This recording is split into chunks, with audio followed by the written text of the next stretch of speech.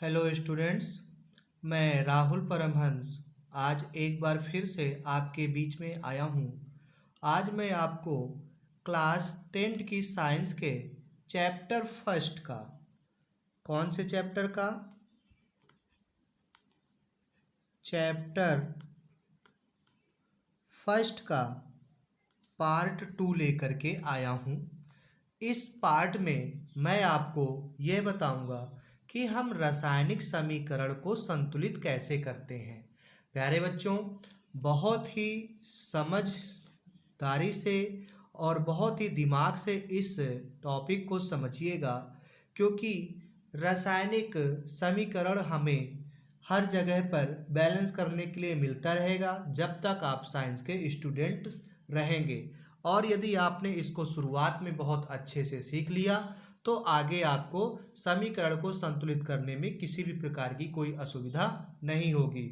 तो प्यारे बच्चों, मैं एक बार आपको बता दूं कि जो लोग मेरे इस YouTube चैनल पर बाद में आए हैं, लेट से आए हैं, वो मेरे इस YouTube चैनल को सब्सक्राइब कर दें ताकि मेरे द्वारा ऐसे ही दी गई क्लासें आपको जल्द से जल्द आपके मोबाइल पर आ सके। तो मैं अपना टॉपिक शुरू करता हूँ, रासायनिक समीकरण। तो प्यारे बच्चों, जैसा कि हमें पता है कि जब हम कोई भी रासायनिक समीकरण लिखते हैं तो उसके बीच पर एक तीर का निशान लगा देते हैं। जैसे कि यहाँ पर हमारा एक तीर का निशान लग जाता है।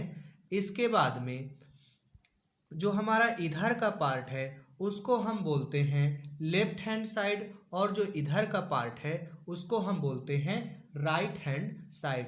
तो ध्यान से देखते जाइएगा, ये हमारा कौन सा है? ये हमारा है लेफ्ट हैंड साइड, यानी कि LHS।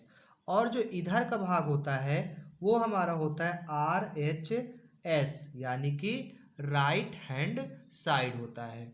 अब बच्चों, आपको बता दूं कि पिछले वीडियो में मैंने आपको बताया था कि जो एरो के लेफ्ट साइड का भाग होता है उसको हम बोलते हैं अभिकारक, और जो राइट हैंड साइड का जो भाग होता है उसको बोलते हैं उत्पाद। लेकिन इन दोनों वर्डों के सिवा हम इन्हें और भी बोलते हैं। तो आपको बता दूं कि जो लेफ्ट हैंड साइड में जो पार्ट होता है उसको हम अभिकारक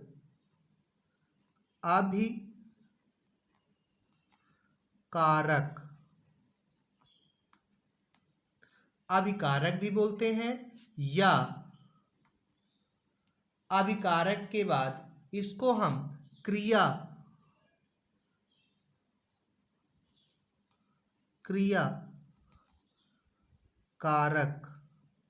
अभिकारक या क्रियाकारक भी बोलते हैं। तो प्यारे बच्चों, यदि आपके उसमें क्वेश्चन में आ जाए कि क्रियाकारक किसे कहते हैं तो आपको घबराने की जरूरत नहीं है। जो रासायनिक समीकरण में जो अभिकारक होता है वही हमारा क्रियाकारक कहलाता है। अब इधर जो राइट हैंड साइड में, इधर हम क्या बोलते थे? इसको हम बोलते थे उत्पाद। क्या बोलते थे? उत्पाद।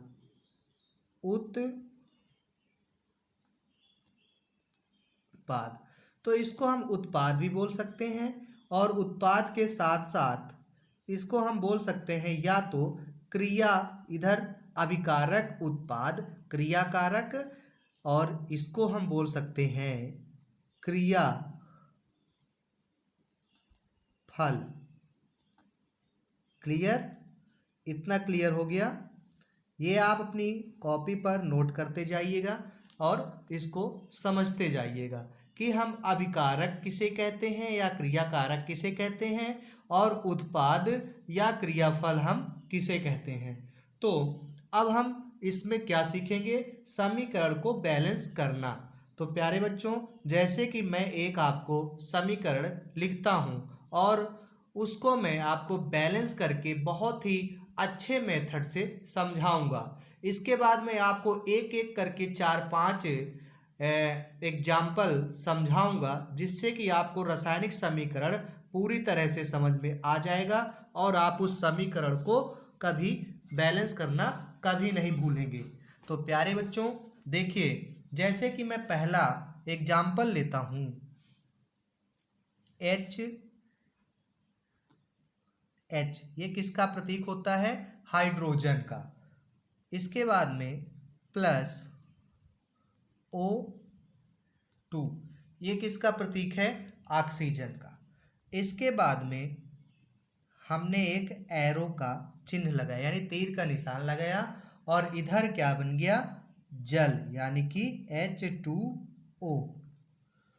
तो बच्चों, आपको इसमें ध्यान देने वाली बात यह है कि हम इनको बैलेंस करने के लिए इनका एक समूह बनाते हैं, और समूह बनाने के लिए राइट हैंड साइड का समूह अलग बनाएंगे और लेफ्ट हैंड साइड का समूह अलग बनाएंगे। और आपको ध्यान ये होना चाहिए कि रासायनिक अभिक्रिया में दोनों तरफ पर जो अणुओं की संख्या होती है वो समान होती है। जैसे इधर हाइड्रोजन जितने होंगे तो हाइड्रोजन इधर भी उतने ही होने चाहिए, ऑक्सीजन इधर जितने हैं तो ऑक्सीजन इधर भी उतने ही होने चाहिए। तो इसके लिए हम इन पर मल्टीप्लाई या इनको गुणा करके इनकी संख्याओं को बराबर करते हैं। तो जैसे कि अब ये हमारे यहाँ पर कितने समूह बन रहे हैं, तो जितने समूह, जैसे प्लस लगा हुआ है तो प्लस के इधर का ये हमारा एक समूह है, और प्लस के बाद वाला हमारा ये दूसरा समूह है। इसके बाद यदि फिर प्लस करके कोई अणु कोई रासायनिक सूत्र और होता तो फिर वो हमारा तीसरा समूह बन जाता। तो इस प्रकार से हमारे जो अभिकारक हैं वो कितने समूहों में हैं? 2 समूहों में। और जो उत्पाद है वो कितने समूह पर है? 1 समूह पर। तो ध्यान दीजिएगा, इनके समूह को हम अलग अलग यहाँ पर लिख लेते हैं। जैसे कि ये जो H समूह है, यानी कि हाइड्रोजन समूह है, ये अकेला है, तो इसको हम इस प्रकार से लिखेंगे। कैसे? H, और कितने इस पर हैं? H कितने हैं? 2 हैं, तो ऐसे डैश करके H 2 कर देंगे, और ये हो गया हमारा समूह 1। ठीक है।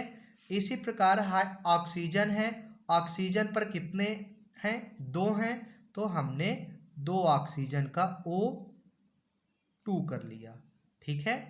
और इनको हम ब्रैकेट के अंदर में, क्योंकि ये अलग अलग समूह थे तो इस वजह से हमने इनको अलग अलग ब्रैकेट के अंदर बंद किया। अब इधर हम देखते हैं कि ये हमारे कितने समूह हैं, तो ये हमारा एक समूह है, तो इसको हम पूरे को एक ब्रैकेट के अंदर बंद करेंगे, लेकिन लिखेंगे अलग अलग। जैसे कि हाइड्रोजन अलग है, ऑक्सीजन अलग है, तो पहले हम हाइड्रोजन का लिख देंगे कि हाइड्रोजन के कितने हाइड्रोजन है, तो यहाँ पे हाइड्रोजन है हमारे 2, ये हमने 2 लिख दिया। इसके बाद में ये ऑक्सीजन है, ऑक्सीजन कितना है? 1 है, तो हमने ऑक्सीजन को 1 लिख दिया। अब चूंकि ये हमारा पूरा एक समूह में था तो इसको हम पूरे को एक ही ब्रैकेट के अंदर कर लेंगे। ठीक है।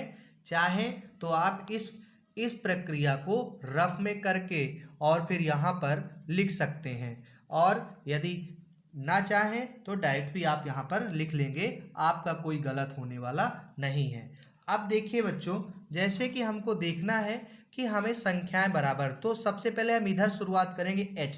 तो H इधर कितने हैं? लेफ्ट हैंड साइड में 2 H हैं, इधर भी कितने H हैं? 2 H हैं, यानी कि ये संख्या क्या है? समान है।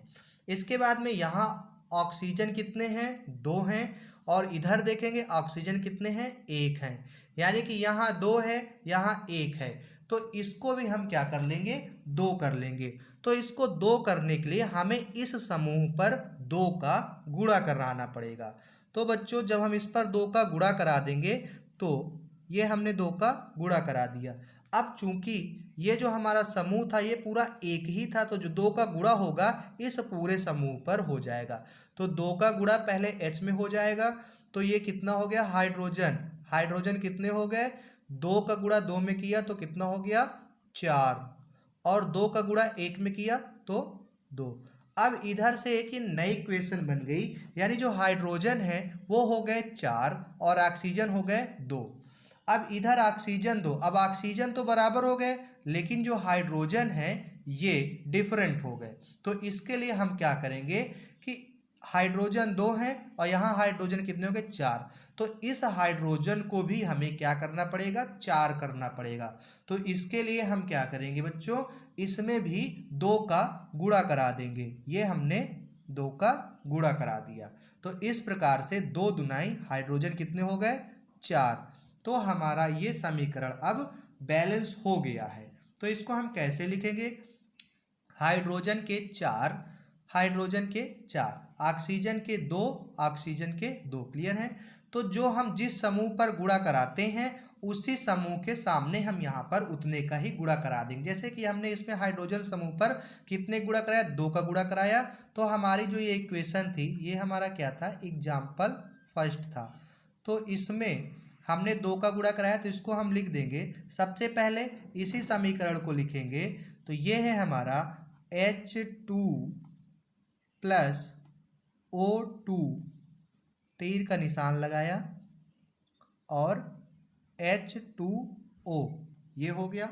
अब बच्चों ये हमारा समीकरण असंतुलित समीकरण, यानी कि इसको हम लिख सकते हैं असंतुलित समीकरण या ढांचा समीकरण या कंकाली समीकरण। तो इसको हमने लिख दिया असंतुलित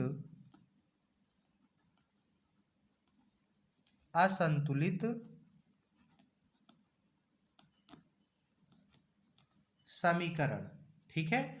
अब जब संतुलित समीकरण कराएंगे तो देखिए हमने किस समूह पर कितने गुणा कराया, एच समूह पर 2 का गुणा कराया था। तो यहाँ पे 2 का गुणा करा देंगे तो ये हो जाएगा 2H2, फिर प्लस है प्लस।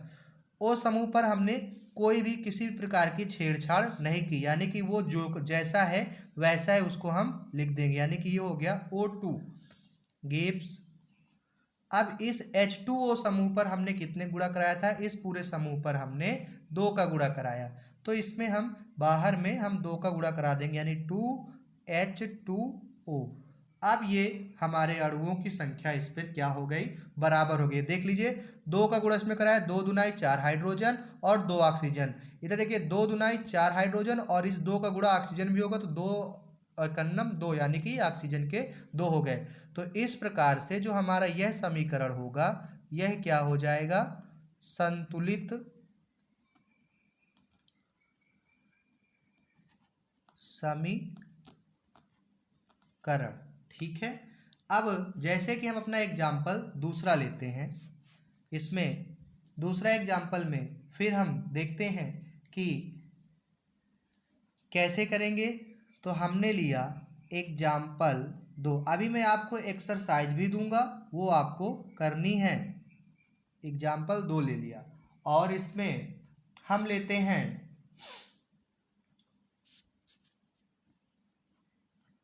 N2 प्लस O2, तीर का निशान लगाया, और NO। बहुत ही सिंपल है, इसको आप कर सकते हैं। जैसे कि इसके लिए भी हम समूह बनाएंगे। तो यहाँ पे हमारे इस लेफ्ट हैंड साइड पर कितने समूह बन रहे हैं, एक समूह और ये 2 समूह, और राइट हैंड साइड पर एक ही समूह बन रहा है, लेकिन इनके जो रासायनिक सूत्र हैं वो अलग है। ये नाइट्रोजन है और ये ऑक्सीजन है। इसके लिए हमको इनके फार्मूले पता होना चाहिए, नहीं हम इनको डिवाइड नहीं कर सकते हैं। अब जैसे कि इसके 2 समूह हैं तो इन दोनों समूहों को हम लिख लेते हैं। यहाँ पे नाइट्रोजन कितने हैं 2, इसका एक समूह बना लिया। इसके बाद में ऑक्सीजन कितने हैं 2, तो ऑक्सीजन का एक समूह अलग बना लिया। और इसमें NO ये पूरा एक समूह है, तो N का कितना है 1 और ऑक्सीजन कितना है 1, इसका पूरा हमने एक समूह बनाया। ध्यान से देखिएगा। अब यहाँ नाइट्रोजन कितने हैं 2, यहाँ नाइट्रोजन कितने हैं 1। तो इनको ऐसे सीरियल से हम सॉल्व इनको बैलेंस करना शुरू करेंगे। तो नाइट्रोजन के 2 हैं, नाइट्रोजन का 1 है। तो यहाँ इसको 2 करने के लिए हमें क्या करना पड़ेगा, इस समूह में हमको 2 का गुणा कराना पड़ेगा। अब ये समूह हमारा पूरा एक समूह है, तो जो 2 का गुणा कराएंगे हम इस पे 2 का गुणा ऐसे, तो 2 का जो गुणा होगा N पे भी हो जाएगा और O पे भी हो जाएगा। तो जब 2 का गुणा N में हुआ तो 2 एक अन्नम 2, ये भी एक था, तो 2 एकन्नम 2। इस प्रकार से नाइट्रोजन 2 हो गए और ऑक्सीजन 2 हो गए। अब देखिए नाइट्रोजन इधर भी 2 है, नाइट्रोजन इधर भी 2 है, ऑक्सीजन इधर भी 2 है, ऑक्सीजन इधर भी 2 है, यानी कि ये समीकरण हमारा बैलेंस हो गया। इट्स इजी, कितना सरल है। आप चाहें तो बहुत ही आसान से इसको सॉल्व कर सकते हैं। जैसा कि अब देखिए यहाँ पे इस पर हमने, इस समूह पर हमने किसी भी प्रकार का कोई गुणा नहीं किया, तो पहले हम इसी समीकरण को लिखेंगे यहाँ पर। तो ये क्या हो जाएगा, N2 प्लस O2, तीर का निशान, और NO। ये अभी हमारा कैसा समीकरण है, असंतुलित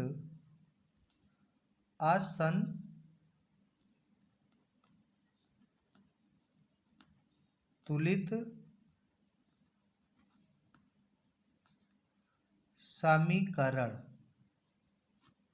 अब संतुलित समीकरण के लिए हमको देखना है कि हमने इस समूह पर किसी भी प्रकार का कोई छेड़छाड़ नहीं किया, तो ये ज्यों का त्यों है, उस समूह को हम वैसा ही लिख देंगे। तो ये हो जाएगा N2 प्लस O2, तीर का निशान लगाए और देखते हैं कि इस समूह पर हमने कितने गुणा कराया, इस समूह पर हमने 2 का गुणा कराया था, तो इस पर हम 2 का गुणा करा देंगे, तो ये हो जाएगा 2NO। अब ये जो हमारा समीकरण हुआ, ये कैसा समीकरण हो गया, संतुलित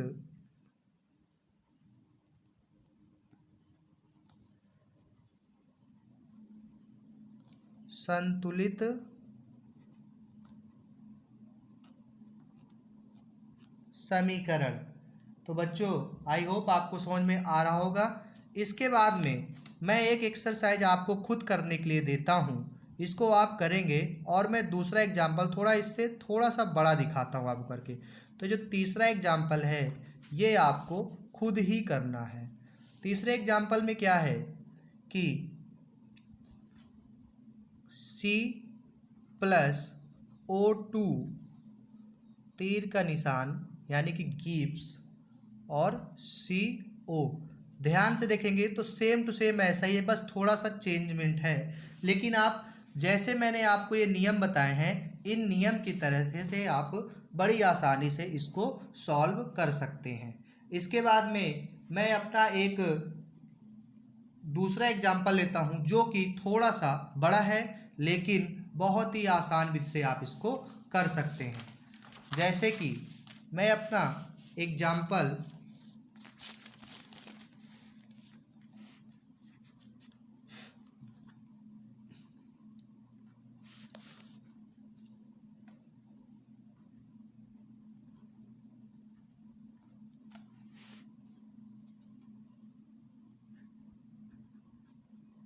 एग्जाम्पल 4 देखते हैं। जैसे कि हम यहाँ पे लिखते हैं Fe plus H2O gives Fe3O4 plus H2।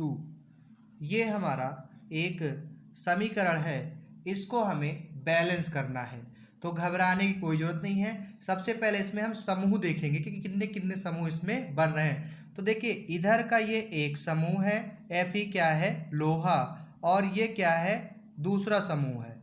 इसमें भी एक समूह ये है और एक समूह ये, यानी कि राइट हैंड साइड और लेफ्ट हैंड साइड दोनों तरफ पर दो दो समूह हैं। तो इसके लिए हम क्या करेंगे कि दोनों समूह को लिखेंगे। जैसे कि पहला हमारा Fe समूह है, तो Fe कितने हैं, एक ही है, आयरन एक है, तो इसको हमने एक ब्रैकेट के अंदर लिखा। अब देखिए दूसरे समूह पर दो अणु हैं, H भी है और O भी है, तो इसको हम पूरा एक में लिखेंगे। तो सबसे पहले H कितने हैं, दो हैं, तो H दो, और O कितने हैं, एक।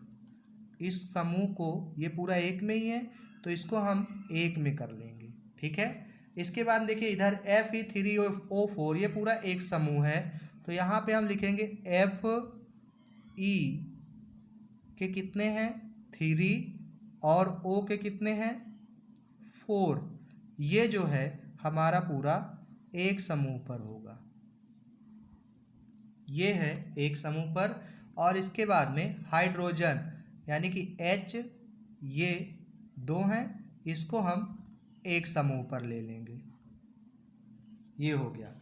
अब बैलेंस करते हैं, तो ऊपर से लेकर के नीचे एक तरफ से हम देखेंगे, जैसे Fe इधर कितने हैं 1 है और इधर Fe कितने हैं 3 है, तो अब इधर 3 है इधर 1 है, तो हमको इसको भी 3 करना पड़ेगा। तो हमको इसको 3 करने के लिए हमें इसमें 3 का गुणा कराना पड़ेगा, तो हम यहाँ पे क्या करा देंगे 3 का गुणा करा दिए। अब क्योंकि Fe अकेला समूह था तो इसमें केवल Fe में ही गुणा होगा, और ये कितने हो गए 3 हो गए। अब देखिए Fe3 हाइड्रोजन 2 है, हाइड्रोजन 2 है, ऑक्सीजन 1 है, ऑक्सीजन 4 है, यानी कि यहाँ 4 है तो यहाँ भी हमको ऑक्सीजन क्या करना पड़ेगा 4 ऑक्सीजन करना पड़ेगा। तो इसके लिए अब हम ऑक्सीजन यहाँ पर 2 हैं, सॉरी ऑक्सीजन यहाँ 1 है, यहाँ ऑक्सीजन कितने हैं 4 हैं, तो 4 ऑक्सीजन करने के लिए हमें इस समूह पर 4 का गुणा करना पड़ेगा। तो जब हम 4 का गुणा करेंगे, क्योंकि इस समूह पर 2 अणु हैं, H भी है और O भी है, तो अब इस 4 गुणा हाइड्रोजन भी हो जाएगा, तो 4 दुनाई कितने हाइड्रोजन हो गए 8 हाइड्रोजन हो गए, और 4 एकन्नम 4, ये 4 ऑक्सीजन हो गए। और इधर देखते हैं अब क्या क्या हमारा बैलेंस हुआ। Fe बैलेंस हो गया, Fe के 3 ऑक्सीजन के 4 ऑक्सीजन के 4। अब देखिए हाइड्रोजन यहाँ हो गए 8 और यहाँ हो गए हाइड्रोजन 2 हैं, तो अब हमको हाइड्रोजन इधर भी 8 करने पड़ेंगे। तो हमें 8 हाइड्रोजन करने के लिए हमें इसमें कितने गुणा कराने पड़ेंगे, 2 तो ऑलरेडी हैं ही, तो इसमें हम 4 का गुणा करा देंगे, तो ये क्या हो जाएगा 4 दुनाई 8 हाइड्रोजन हो गए हमारे। तो इस प्रकार से देखिए हमारा समीकरण बैलेंस हो गया, ये बड़ी ही आसानी से बैलेंस हो गया। अब देखिए हम लिखते हैं इसको, तो लिखेंगे तो पहले इस समीकरण को लिख लेंगे, असंतुलित समीकरण पहले लिखेंगे, तो ये हो गया Fe एक समूह और दूसरा समूह था हमारा H2O। इसके बाद में तीर का निशान लगाए, और जो तीसरा इधर का राइट हैंड साइड का हमारा पहला समूह था Fe3O4। इसके बाद में दूसरा समीकरण है राइट हैंड साइड का, दूसरा समूह है H2। अभी ये हमारा समीकरण कैसा है बच्चों, असंतुलित समीकरण है, असंतुलित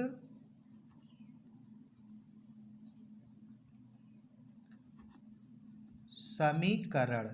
इसके बाद में अब देखिए हम किस समूह पर कितने गुणा कराए हैं, बस उतना ही हमको लिख, जैसे कि पहला समूह Fe समूह पर हमने 3 का गुणा कराया, तो यहाँ हम लिख देंगे 3Fe प्लस, फिर हमने H2O समूह पर कितने गुणा कराया है 4 का गुणा कराया है, तो यहाँ हम लिख देंगे 4H2O। इसके बाद में गिव्स, अब देखिए इधर Fe3O4 वाले समूह पर हमने किसी भी चीज़ का गुणा नहीं किया है, क्योंकि ये इसको देखते हुए हम इधर का बैलेंस किए थे, तो इसको हम ज्यों का त्यों ही लिखेंगे Fe3O4 और प्लस।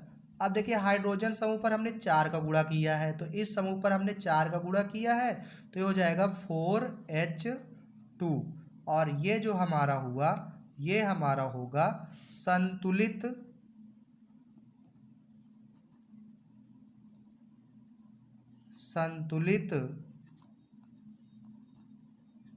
समीकरण।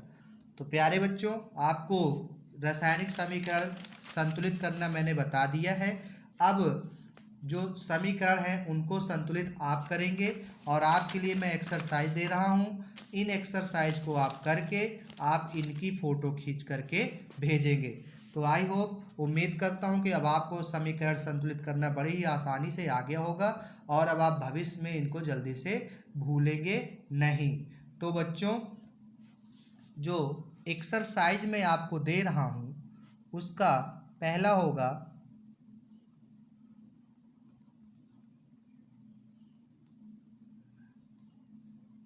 एक्सरसाइज फर्स्ट में आपको पहला जो असंतुलित समीकरण है वो होगा Fe2O3 plus Al gives Fe plus Al2O3 पहला। इधर भी एक क्वेश्चन था, इसको भी आपको ही बैलेंस करना है। इसके बाद में दूसरा है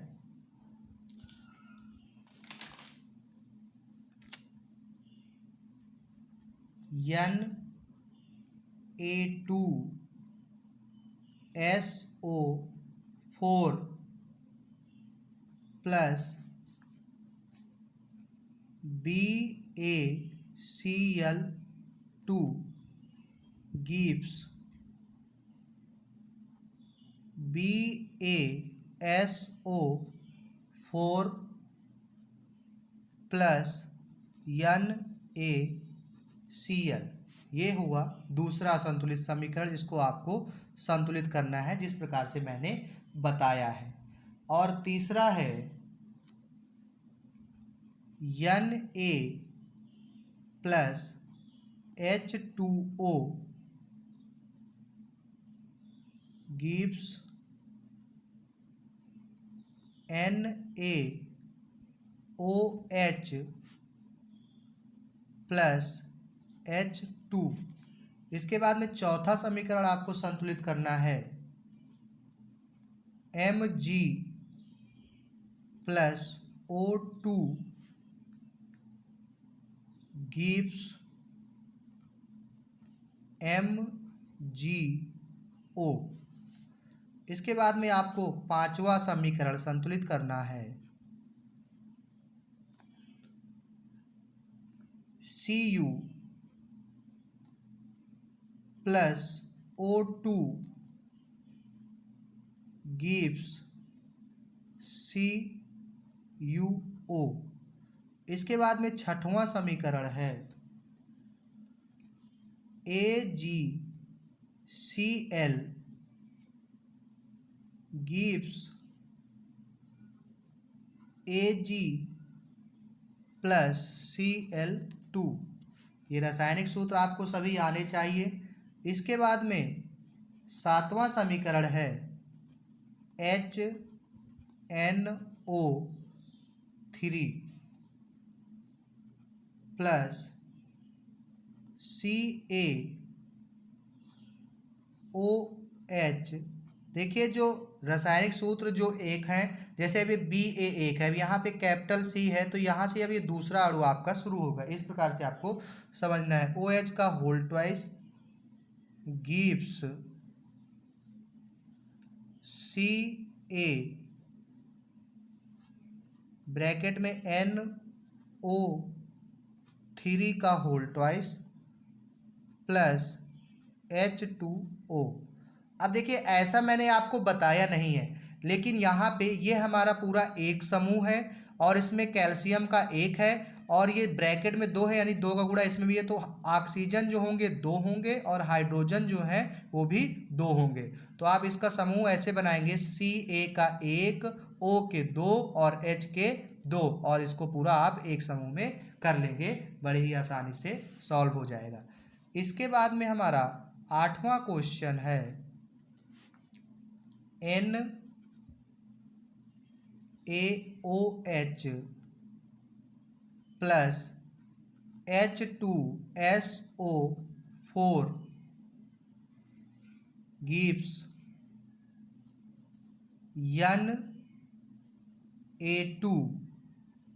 Na2SO4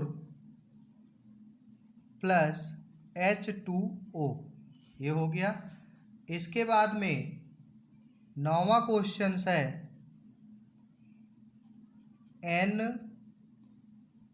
NaCl plus Ag NO3 gives AgCl plus NaNO3। इसके बाद में 10वां है BaCl3 plus BaCl3 plus H2SO4 gives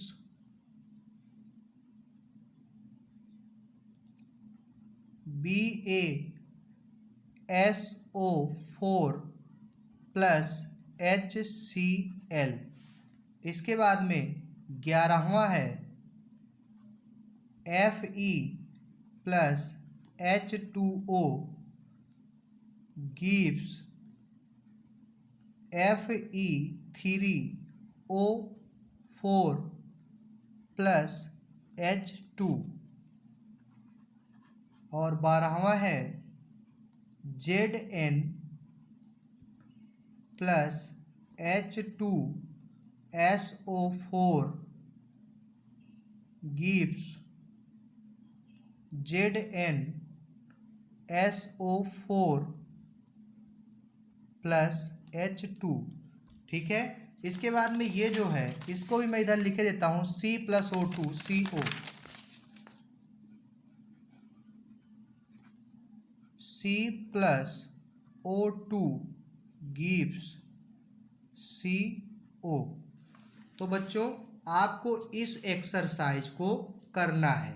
ठीक है, इनको जिस प्रकार से मैंने आपको ये बैलेंस बराबर करना बताया है, ठीक उसी प्रकार से आप इनको समूह बना करके संतुलित करेंगे और बहुत ही अच्छे ढंग से इनको कर सकते हैं आप। और जब आप इतनी एक्सरसाइज कर लेंगे तो आप समीकरण बहुत अच्छे से बैलेंस करना सीख जाएंगे। तो बच्चों मैं अपना टॉपिक ये समीकरण बैलेंस करना यहीं पर समाप्त करता हूँ। इसके बाद में मैं अपना अगला वीडियो जो कल आपको अपलोड करूँगा वो थ्योरिकल वीडियो होगा, उसको आप अपने नोटबुक में इसको भी नोट करना है पूरा और इन एक्सरसाइज को भी करना है। इसके बाद में लेकिन बच्चों इन एक्सरसाइज को पहले आप रफ में करके दिखाएंगे, जब आपका सही होगा तभी आप इनको अपनी फेयर कॉपी पर लिखेंगे। इसके पहले आप इनको सबको करिए और सभी लोग ये हो जो मैंने आपको होमवर्क या जो वर्कशीट दिया है इसको करिए। और एक बार फिर से आपको बता दूं कि मेरा YouTube चैनल है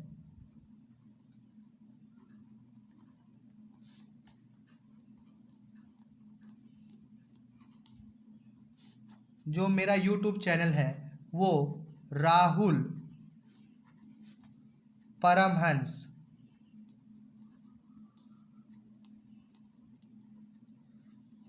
के नाम से है। YouTube पर आप राहुल परमहंस डाल करके सर्च करेंगे तो उस पर मेरी फ़ोटो के साथ में मेरा YouTube चैनल ओपन हो जाएगा। और जो लोग लेट से आए हैं वो प्लीज़ मेरे इस चैनल को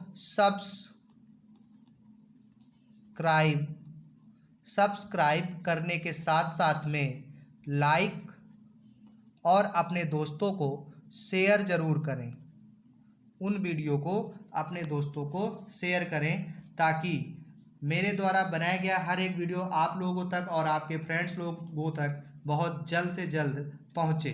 ठीक है बच्चों, तो मैं अपना टॉपिक यहीं पर समाप्त करता हूँ और उम्मीद करता हूँ कि आप इस एक्सरसाइज को बहुत जल्द ही करके मुझे इनकी फ़ोटो भेजेंगे। ठीक है, तो बच्चों घर पर ही रह करके सारी एक्सरसाइज करेंगे और घर पर ही रहिए और स्वस्थ रहिए। Stay home save life. ठीक है बच्चों, तो मैं आज आपसे विदा लेता हूँ। ओके, थैंक यू, नमस्कार।